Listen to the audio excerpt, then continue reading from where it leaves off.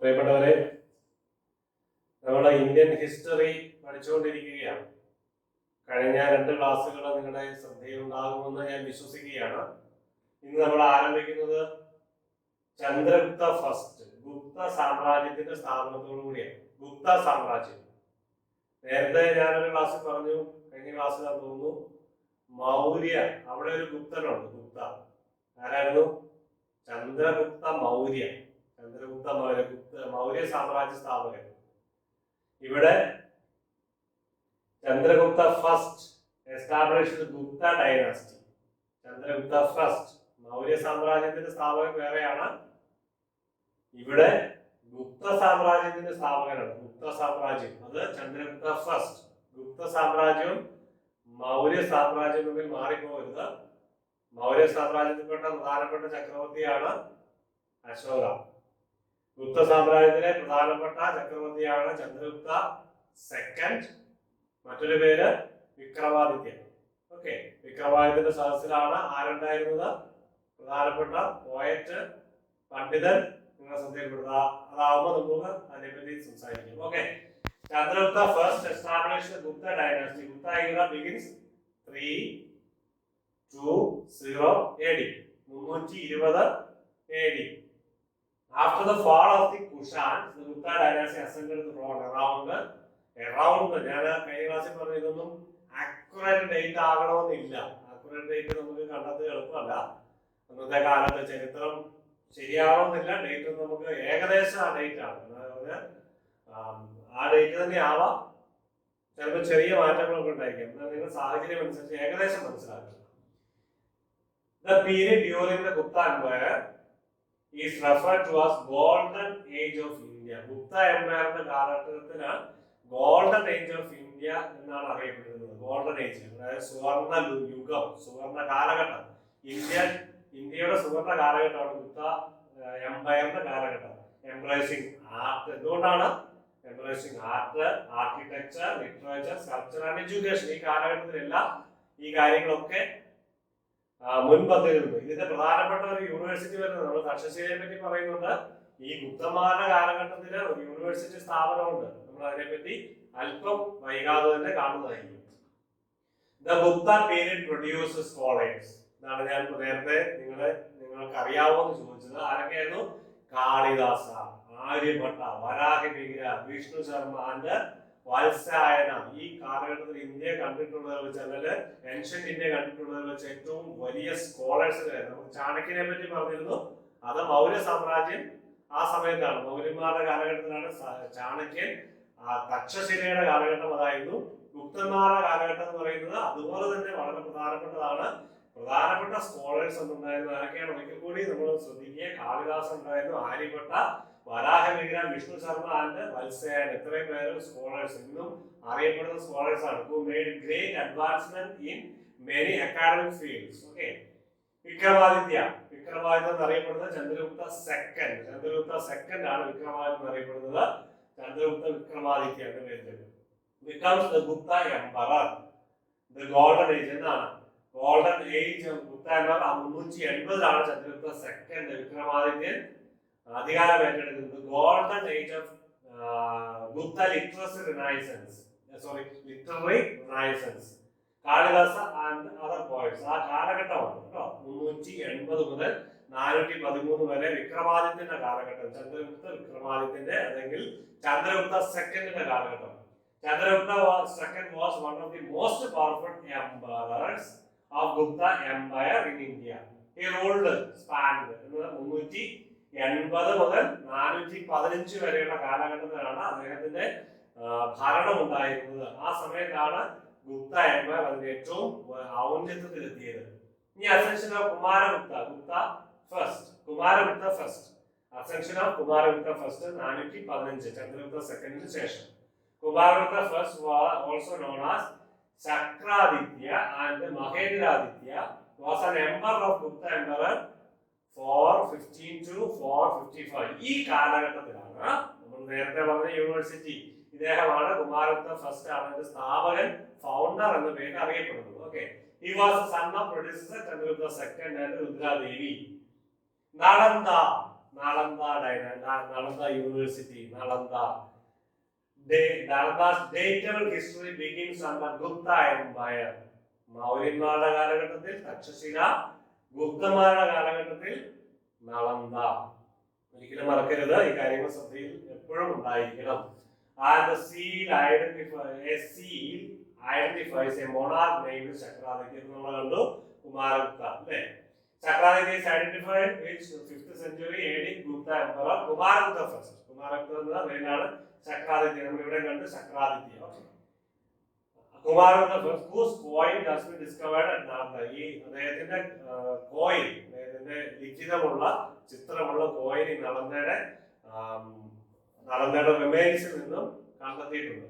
ഈ സക്സസർ ബുദ്ധഗുപ്ത, ഇത് വായിച്ചു നോക്കുക, Tathagata Gupta, ബാലാദിത്യ and Vajra later extended and expanded the institution by building additional monasteries and temples. ഇതൊരു നളന്ദ എന്ന് പറയുന്ന ഒരു മൊണാസ്റ്ററി ആയിരുന്നു. മൊണാസ്റ്ററിയോട് അനുബന്ധിച്ച് ലേണിംഗിന് വേണ്ടി ഉപയോഗിച്ചിരുന്നു. മൊണാസ്റ്ററി, ബുദ്ധ മൊണാസ്റ്ററി ആയിരുന്നു. ഓക്കെ, ഈ ആളുകളുടെ പേരും ആയിട്ട് ബന്ധപ്പെട്ട നളന്ദ, അവരുടെ ആ നളന്ദ യൂണിവേഴ്സിറ്റിയുടെ വളർച്ചയ്ക്ക് കാരണമായി തീർന്നവരാണ് ഇവരൊക്കെ. എന്നാൽ നളന്ദ യൂണിവേഴ്സിറ്റിയുടെ ബാക്കി ഇന്ന് കാണാൻ സാധിക്കും. ഇത് എവിടെയാണ്? Nalanda university was an ancient Mahavihara, a revered Buddhist monastery, which also served as a renowned center of learning. Buddhist monastery ആയിരുന്നു, അതോടൊപ്പം തന്നെ renowned center of learning in the ancient kingdom of Magadha, modern ബീഹാറിലായിരുന്നു. മറ്റേതെവിടെ? Takshashila, Sindh പ്രദേശങ്ങൾ, ഗാന്ധാര പ്രദേശങ്ങളാണ്. North western ഇന്ത്യയാണ്, ഇന്നത്തെ Pakistan. Okay, ഇത് ബീഹാർ പ്രദേശങ്ങളാണ്. മഗധ രാജ്യം, ഗാന്ധാര രാജ്യം അവിടെ, മഗധ രാജ്യം ഇവിടെ. Okay, Gandhara രാജ്യത്തില് Takshashila, Magadha രാജ്യത്തില്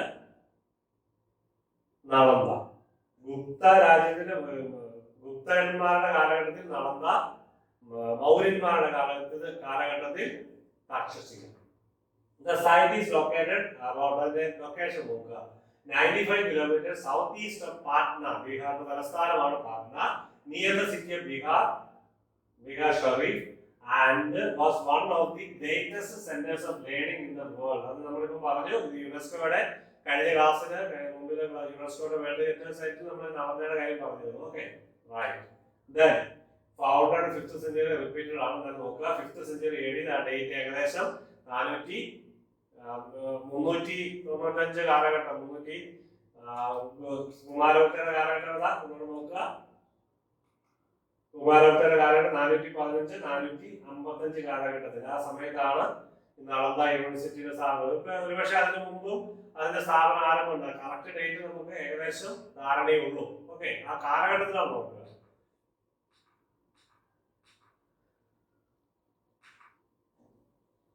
2000 teachers and 10,000 students from all over the world, all over the Buddhist world.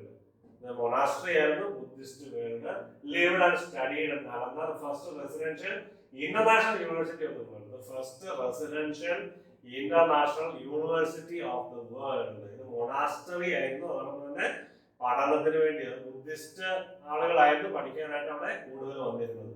Okay, അപ്പം നളന്ദയെ പറ്റി ഏകദേശം കാലഘട്ടം മനസ്സിലായി. ഇത് രാജവംശത്തിന്റെ കാലഘട്ടത്തിലാണ്.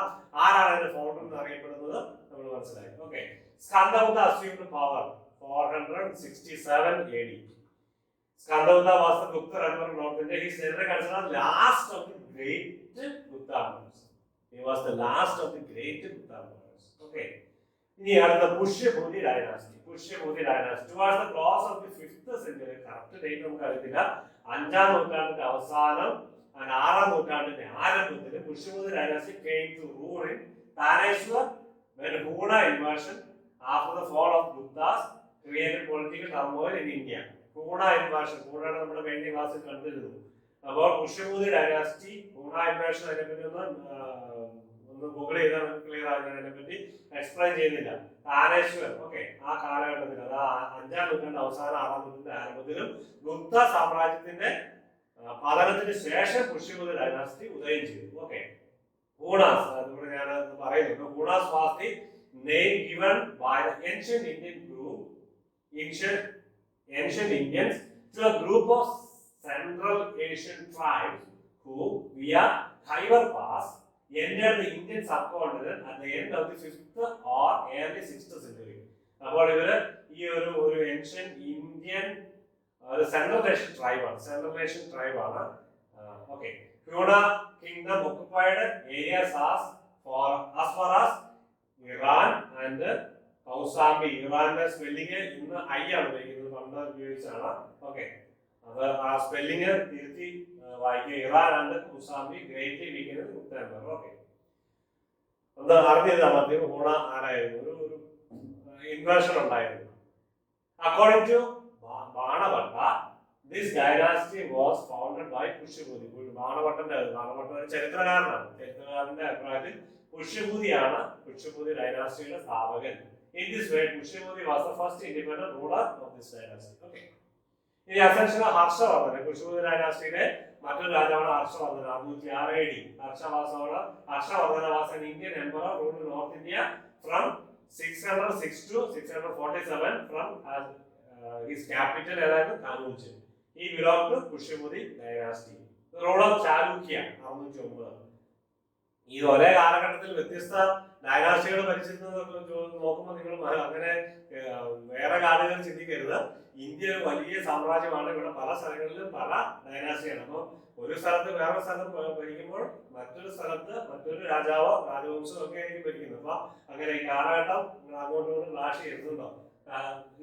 ഈ ചാലൂക്യന്മാരുടെ സ്ഥലം മറ്റേ പുഷ്യഭൂതിയൊക്കെ നോർത്ത് ഇന്ത്യ ബേസ്ഡ് ആയിരുന്നു. ഓക്കെ, ഇനി Chalukya dynasty was an Indian royal dynasty that ruled large part of southern and central India between 6th and 12th centuries. ആ കാലഘട്ടത്തില് 6ാം നൂറ്റാണ്ടിലും 12ാം നൂറ്റാണ്ടിലും ഇടയിൽ സെൻട്രൽ ആൻഡ് സൗത്ത് ഇന്ത്യ ഭരിച്ചിരുന്ന രാജവംശം. The rule of Chalukyas marks as important milestone in the history of South India. South ഇന്ത്യയിലെ പ്രധാനപ്പെട്ട കാലഘട്ടമാണ് ഈ ചാലൂക്യന്മാരുടെ ഭരണകാലഘട്ടം. Golden age of history of കർണാടകയുടെ ചരിത്രത്തിലെ ഗോൾഡൻ ഏജ്, സുവർണ യുഗം എന്നറിയപ്പെടുന്നത് ചാലൂക്യന്മാരുടെ കാലഘട്ടമാണ് ഏൻഷ്യന്റ് ഇന്ത്യയിൽ. ഓക്കെ, പ്രധാനപ്പെട്ട അടുത്ത കാര്യം ഇറ ഓഫ് ഹിജ്റ ബിഗിൻസ്. ഇവിടെ മുസ്ലിം അല്ലെങ്കിൽ മുസ്ലിം മതം സ്ഥാപനം വരികയാണ്. ഹിജ്റ വർഷത്തോടു കൂടിയാണ് മുസ്ലിങ്ങളുടെ ഉദയം. ഹിജ്റ വർഷം ഏതാണ് മറന്നുപോയത്? 622 AD. ഹിജ്റ ഇയർ ബിഗിൻസ്. മുസ്ലിം വർഷം ആരംഭിക്കുന്നു 622. മുഹമ്മദിന്റെ മക്കയിൽ നിന്ന് മദീനയിലേക്കുള്ള പലായനമായിട്ട് ബന്ധപ്പെട്ട് നിങ്ങൾ അങ്ങനെയുള്ള ഹിസ്റ്ററി വേറെ പഠിക്കുക. ഓക്കെ, ഹിജ്റി ഇയർ ഓർ ഹിജ്റ is the use Islamic lunar calendar. Islamic അവര് ലൂണാർ കലണ്ടറാണ്, ലൂണാർ സൈക്കിളിനെ ആശ്രയിച്ചാണ് അവരുടെ കലണ്ടർ. അതുകൊണ്ട് 28 ദിവസം കൊണ്ട് ഒരു മാസമാകുമെന്ന് നിങ്ങൾക്കറിയാം. ഇംഗ്ലീഷ് മാസം 30, 31 ഒക്കെ വരുമ്പോൾ ലൂണാർ 28 ആണ്. ഒരു ഫുൾ മൂൺ കഴിഞ്ഞാൽ അടുത്ത ഫുൾ മൂണിലേക്ക് വരുന്ന 28 ദിവസമാണ്. അപ്പോൾ ലൂണാർ കലണ്ടറിനെ ബേസ് ചെയ്തുകൊണ്ടാണ് ഈ ഹിജ്റി ഇയർ ഉണ്ടാവുന്നത്. അതുകൊണ്ട് 622 AD ആരംഭിക്കുന്നത്. ഈ year of the migration of Muhammad to followers of Mecca to Yathrib, later Medina. മക്കയിൽ നിന്ന് മദീനയിലേക്കുള്ള അവരുടെ പലായനം അല്ലെങ്കിൽ ആ ഒരു മൈഗ്രേഷനുമായിട്ട് ബന്ധപ്പെട്ടാണ് ഹിജ്റ ഇയർ അല്ലെങ്കിൽ ഹിജ്റ ഈവന്റ് ആ വർഷം ആരംഭിക്കുന്നത്. അതിനുശേഷമാണ് ഈ വർഷം കാൽക്കുലേറ്റ് ചെയ്യുന്നത്. Okay, invasion of Sindh by Muhammad bin Qasim. Muslim invasion ആരംഭിക്കുകയാണ് അല്ലെങ്കിൽ ഇസ്ലാമിക് ഇൻവേഷൻ ആരംഭിക്കുകയാണ് 711. 622 സ്ഥാപിച്ചു. 622 അവരെ രൂപം കൊണ്ടു. 711 ആകുമ്പോഴേക്കും അവരുടെ ആധിപത്യങ്ങൾ പല സ്ഥലങ്ങളിലേക്ക് വ്യാപിക്കുകയാണ്. ഇൻവേഷൻ ഓഫ് സിന്ധ്, സിന്ധ് കീഴടക്കുകയാണ്. ആരാണ്? Muhammad bin Qasim. സിന്ധ് എന്ന് പറഞ്ഞാൽ നിങ്ങൾക്കറിയാം നോർത്ത് വെസ്റ്റ് ഓഫ് ഇന്ത്യ, ഇന്ത്യയുടെ നോർത്ത് വെസ്റ്റ് പ്രദേശങ്ങൾ. ഇന്നത്തെ ഇന്ത്യ അല്ല, പാകിസ്ഥാനും അഫ്ഗാനിസ്ഥാനും ഒക്കെ ഉൾപ്പെടുന്ന ഒരു പ്രദേശം.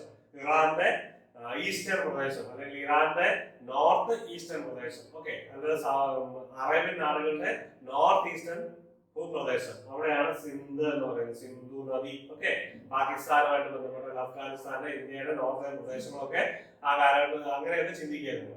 മാപ്പം ശ്രദ്ധിക്കുക. Muhammad bin Qasim 695 and 715 conquered Sindh and Multan region along with the Indus River, now the part of Pakistan. Multan എന്ന് പറഞ്ഞാൽ പാകിസ്ഥാന്റെ ആ ഒരു പ്രദേശത്ത് ഓർത്തിരിക്കുക.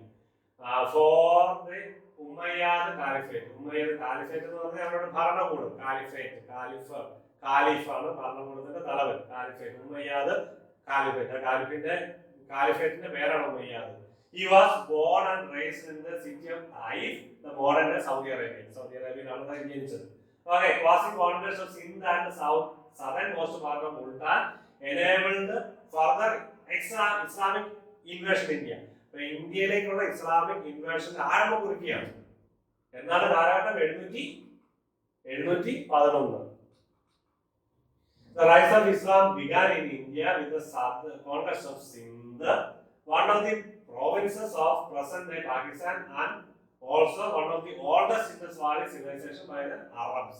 Okay, ഇന്ത്യയിലേക്കുള്ള ഇൻവേഷൻ, മുസ്ലിം ഇൻവേഷൻ ആരംഭിക്കുകയാണ്. പിന്നീട് അങ്ങോട്ട് കുറച്ച് കഴിയുന്നതിനും ഈ മുസ്ലിം അല്ലെങ്കിൽ സൽത്തനറ്റുകൾ സ്ഥാപിക്കുന്നു. നമ്മൾ ഇത് ഏൻഷ്യൻ ഹിസ്റ്ററി ഞാൻ പറഞ്ഞു. ഏൻഷ്യൻ ഹിസ്റ്ററി കഴിഞ്ഞിട്ട് 1100 നമ്മൾ മിഡീവൽ ഹിസ്റ്ററിയിലേക്ക് പ്രവേശിക്കും. അപ്പൊ മിഡീവൽ ഹിസ്റ്ററിയിൽ നമ്മൾ 5 ഡൈനാസ്റ്റിയെ പറ്റി പറയും.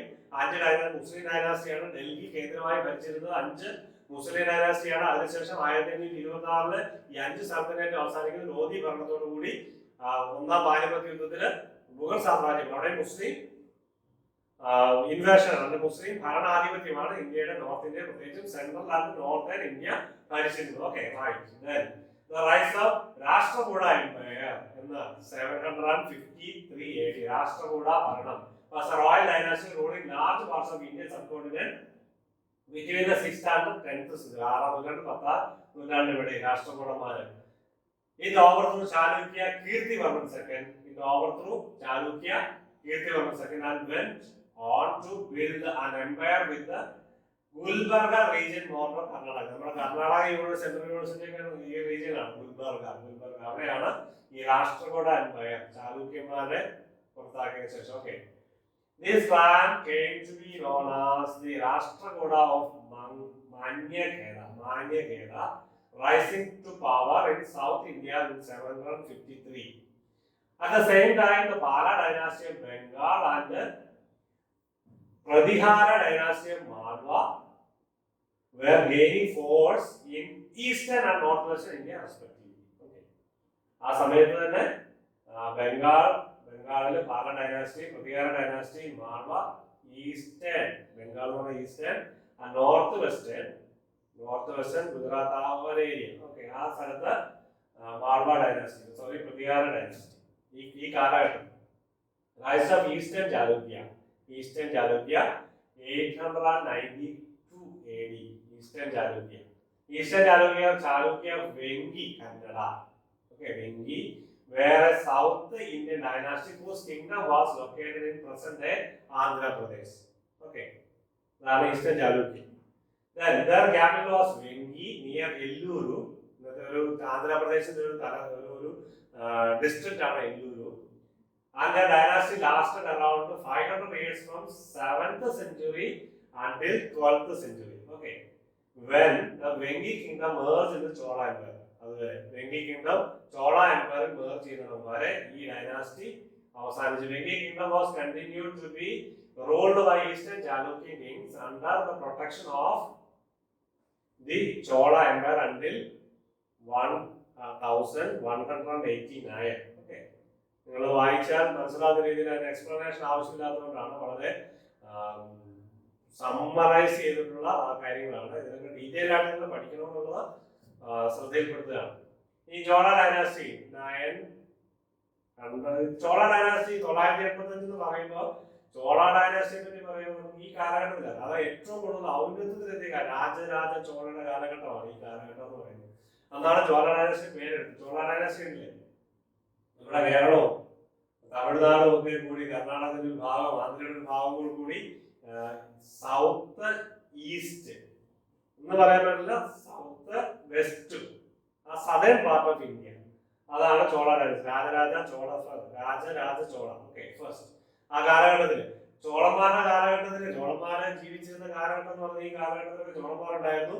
മൗര്യന്മാരുടെ അല്ലെങ്കിൽ അശോകന്റെ കാലഘട്ടം മുതൽ ചോളന്മാർ ഉണ്ടായിരുന്നതായിട്ട് രേഖകളുണ്ട്, പറയപ്പെടുന്നുണ്ട്. പക്ഷെ അവർ എത്രത്തോളം ചരിത്രത്തിൽ രേഖപ്പെടുത്തിയിട്ടില്ല. ഈ ചരിത്രത്തിൽ ഏറ്റവും ഔന്നത്യത്തിലുള്ള കാലഘട്ടമാണ് ഈ 1000-ഓടനുബന്ധിച്ച്. Okay, Chola dynasty was one of the longest ruling dynasties. Longest ruling dynasties of Indian history of Southern India. Southern India longest ruling.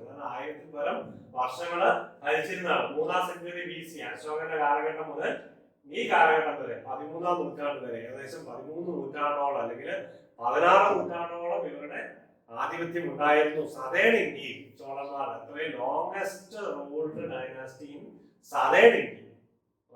ഓർത്തിരിക്കും. ഈ രാജരാജ ഭരിക്കുന്നു 1980. നമ്മൾ പറഞ്ഞ ഏറ്റവും ശക്തമായ ചോളന്മാരുടെ കാലഘട്ടം. Rajaraja Chola first was renowned king ruled over Chola kingdom. 985 മുതൽ 1014 വരെ രാജരാജ ചോള ഫസ്റ്റിന്റെ കാലഘട്ടമായിരുന്നു. അതാണ് ഏറ്റവും ശക്തമായ കാലഘട്ടം. Chola expanded beyond south India. Domain എവിടെയൊക്കെയാണ്? ശ്രീലങ്കയിലേക്കും സൗത്ത് കലിംഗ ഇൻ നോർത്ത്.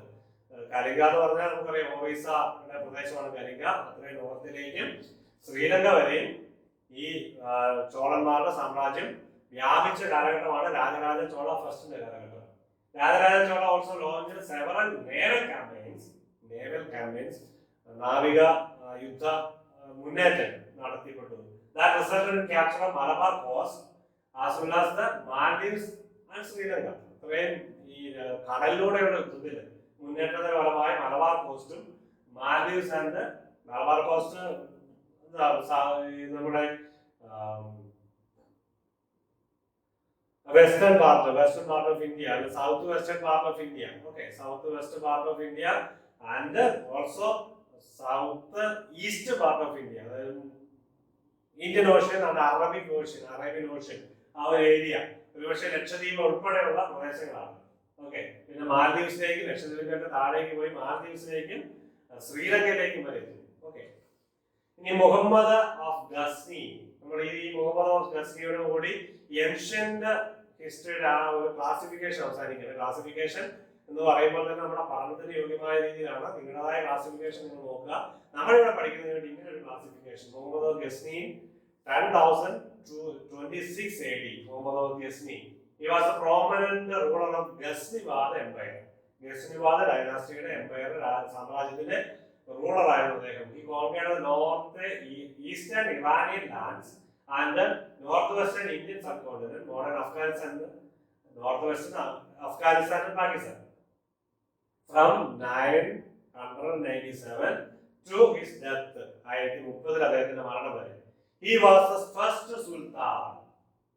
അതായത് സുൽത്താൻ എന്ന് പറയുന്ന അർത്ഥം അതോറിറ്റി, പവർ. ആദ്യത്തെ സുൽത്താൻ എന്നുള്ള പേര് സ്വീകരിച്ച അദ്ദേഹമായിരുന്നു. ഈ ആരാണ്? Muhammad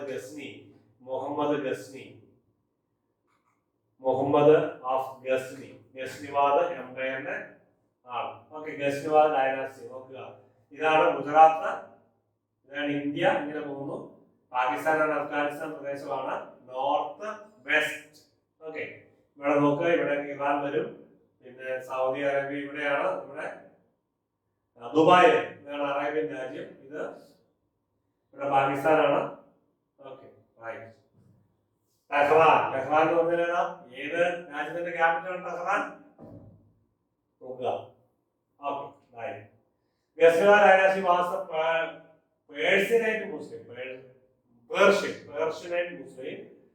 dynasty of Turkish Mamluk origin and their greatest extent ruling large parts of Iran, much of the Transoxiana.